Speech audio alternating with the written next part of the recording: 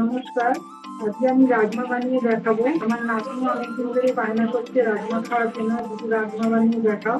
তাই চলুন কি লাগে বানাতে সেটা আপনাদেরকে দেখাবো।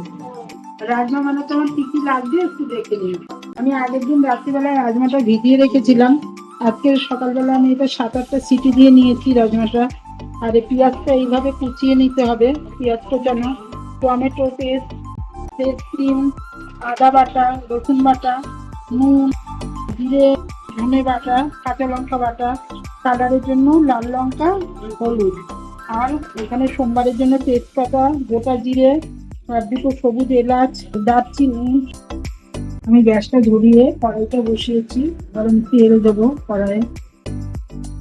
তেলটা গরম হয়ে গেছে, এবারে আমি ফোড়নে দিচ্ছি তেজপাতা, দুটো গোটা এলাচ, একটা দারচিনি, সাদা জিরে।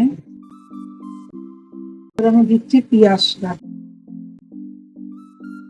এটা আমি বলতে ভুলে গেছিলাম, যখন ফোড়নটা দেবেন তখন এই দুটো লবঙ্গ আর এই বড় এলাচটা দিতে হবে।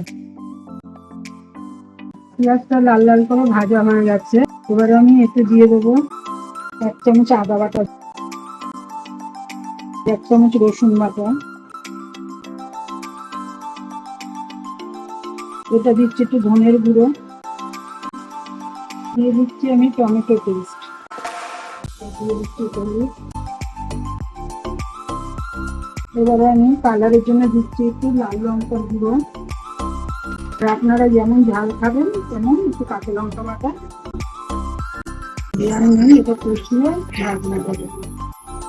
দেখুন মশলাটা তেল ছেড়ে গেছে, এবার আমি দিয়ে দেবো সেদ্ধ করা রাজমাটা।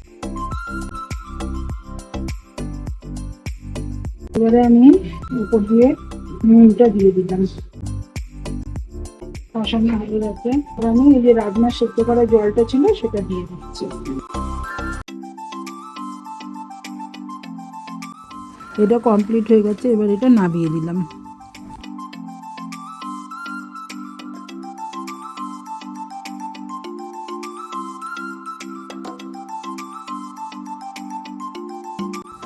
ধনে পাতাটা ছড়িয়ে দিলাম, একটু মাখন দিলাম, উপর দিয়ে একটু ফ্রেশ ক্রিম ছড়িয়ে দেবো।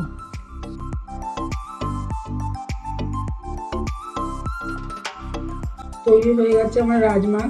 আপনারাও এইভাবে বানিয়ে বাড়িতে সকলকে খাওয়ান। কেমন লাগলো আমাকে জানাবেন। আর যদি আপনাদের পছন্দ হয় তাহলে চ্যানেলটিতে সাবস্ক্রাইব করে দেবেন।